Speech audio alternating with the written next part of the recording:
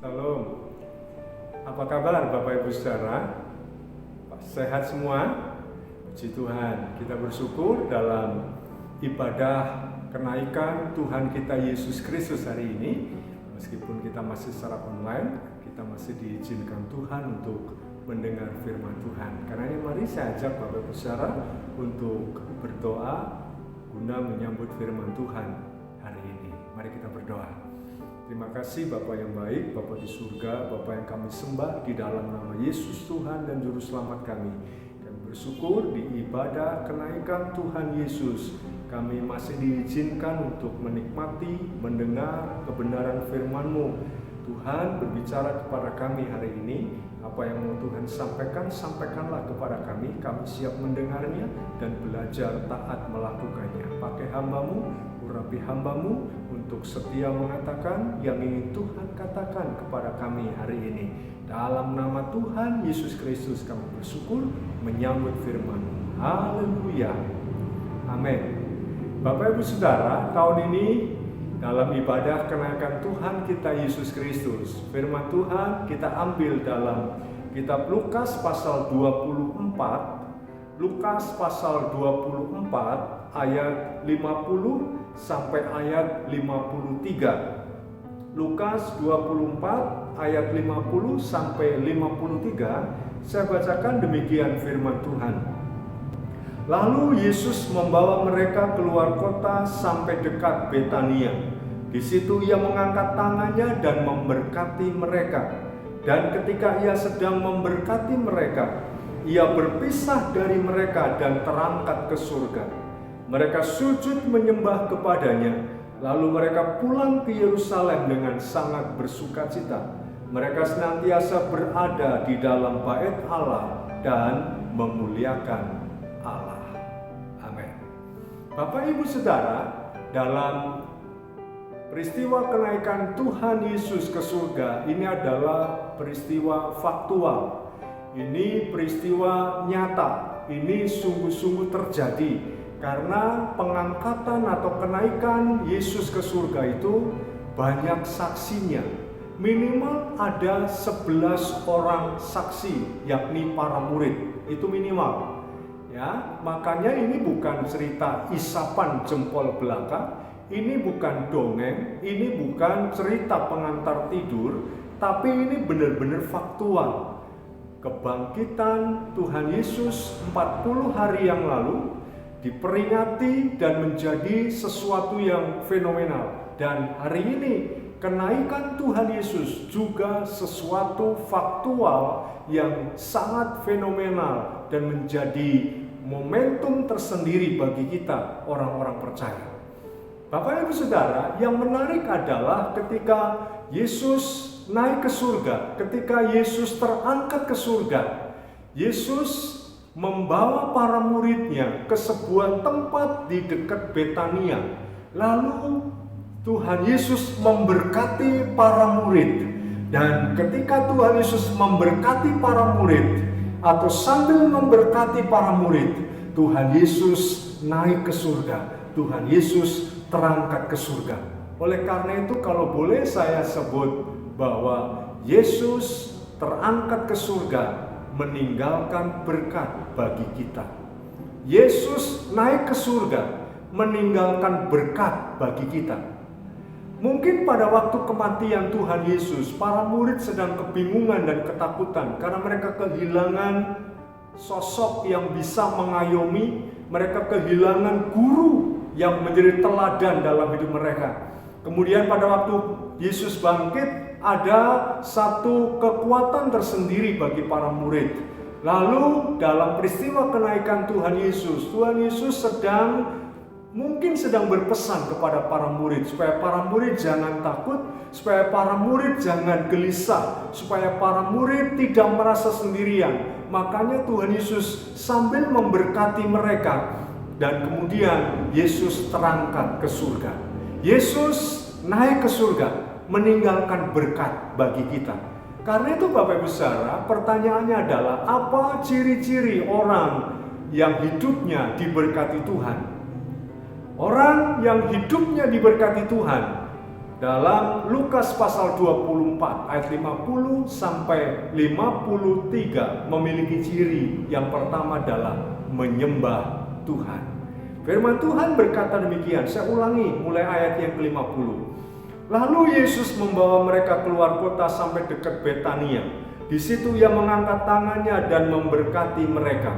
Dan ketika ia sedang memberkati mereka, ia berpisah dari mereka dan terangkat ke surga.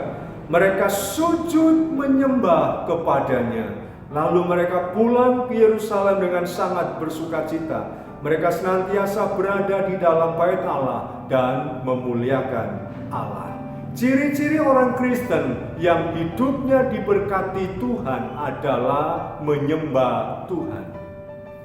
Nah, kata menyembah Tuhan di sini bukan sekadar lantunan pujian yang keluar dari mulut seseorang. Bukan sekedar lantunan sebuah melodi, sebuah nyanyian, sebuah pujian yang keluar dari mulut orang Kristen, orang percaya. Tetapi penyembahan ini adalah berbicara tentang sikap hati. Menyembah Tuhan berarti menghormati Tuhan. Orang yang hidupnya diberkati Tuhan, mereka cirinya adalah hidupnya menyembah Tuhan, hidupnya menghormati Tuhan. Bukan dengan mulut, tetapi dengan sikap hidupnya.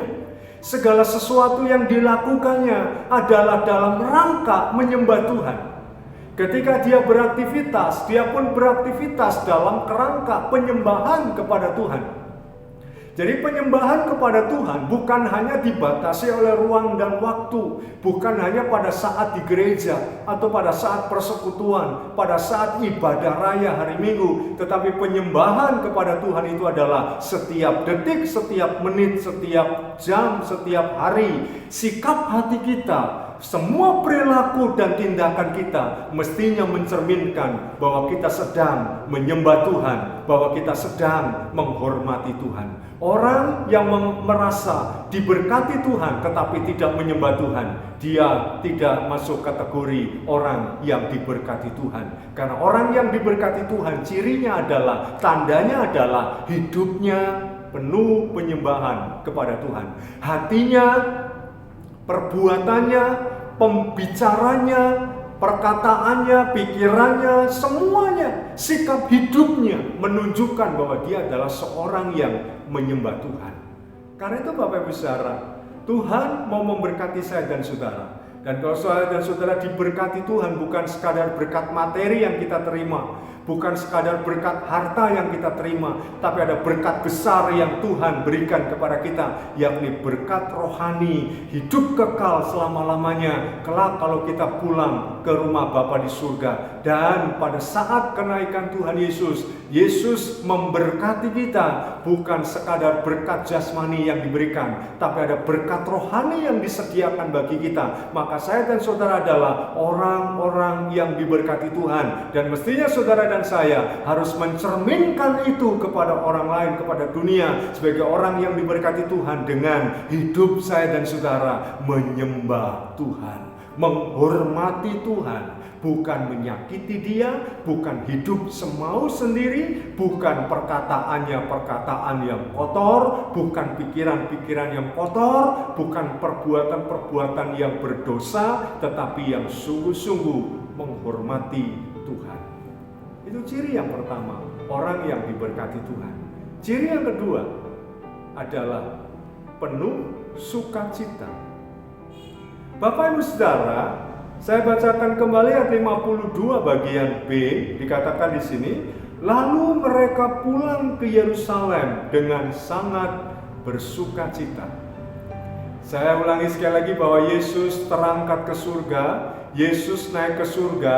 Sementara Yesus naik ke surga, tangannya memberkati kita, tangannya memberkati para muridnya, sambil memberkati para murid, sambil memberkati orang-orang yang ada di sana. Yesus naik ke surga. Artinya Yesus naik ke surga meninggalkan berkat bagi kita. Dan ciri yang kedua orang yang hidupnya diberkati Tuhan adalah penuh sukacita.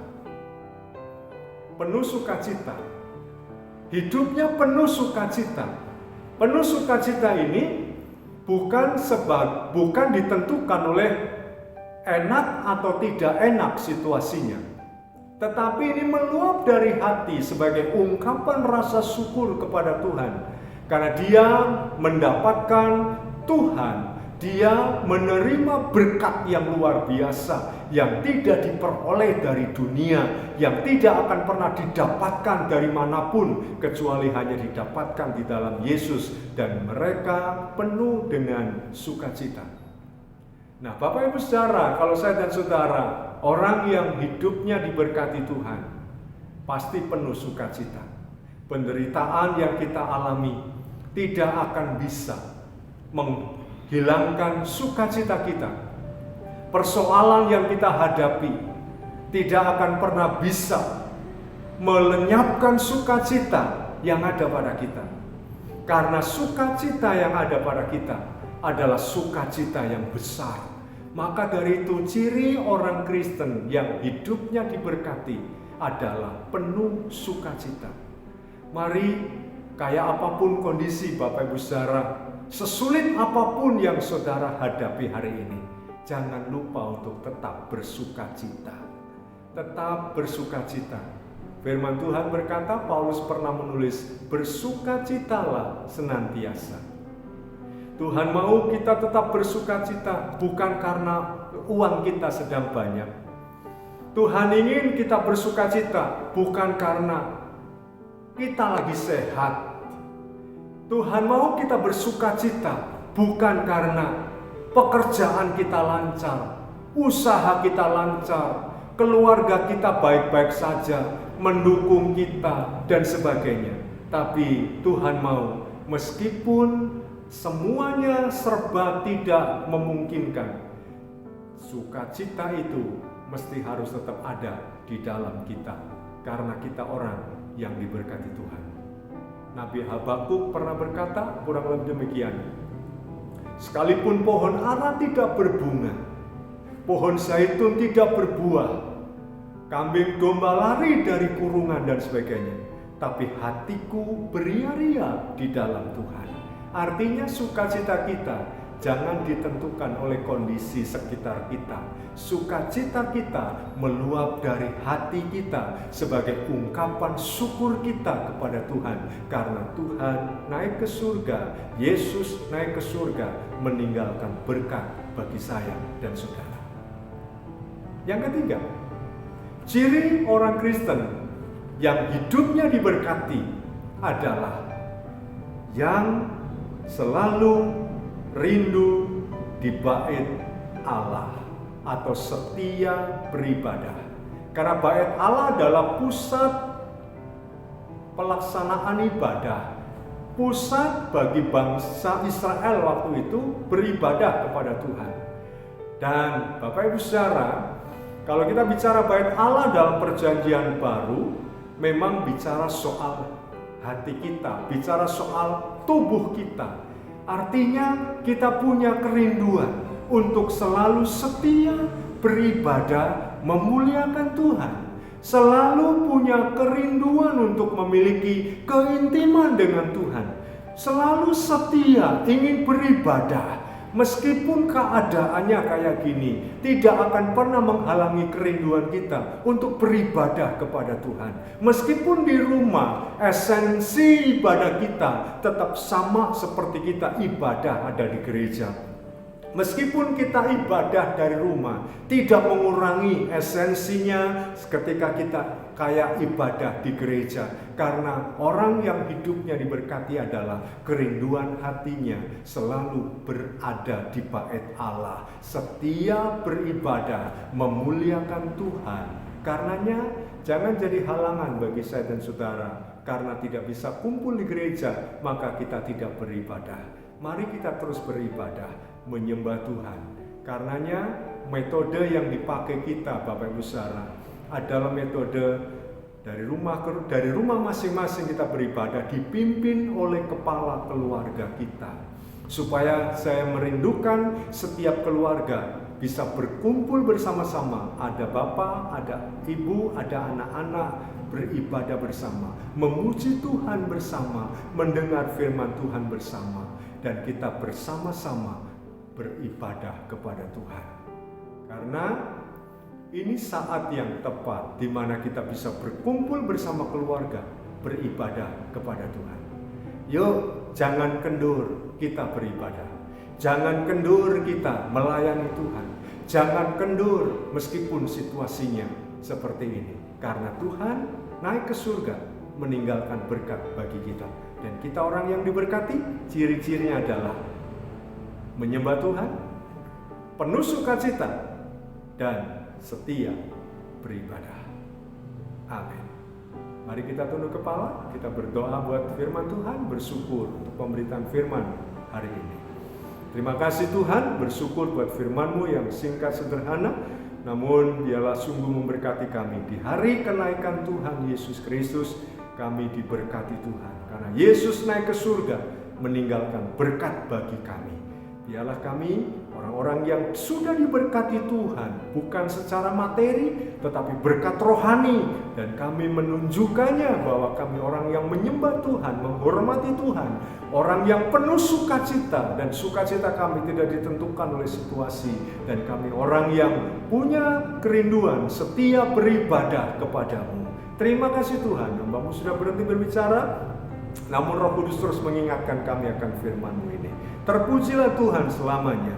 Dalam nama Tuhan Yesus Kristus kami berdoa. Haleluya. Amin. Terima kasih Bapak Ibu Saudara.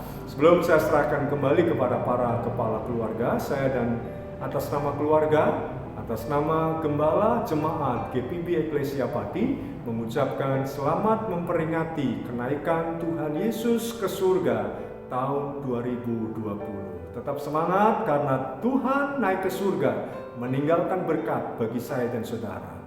Amin.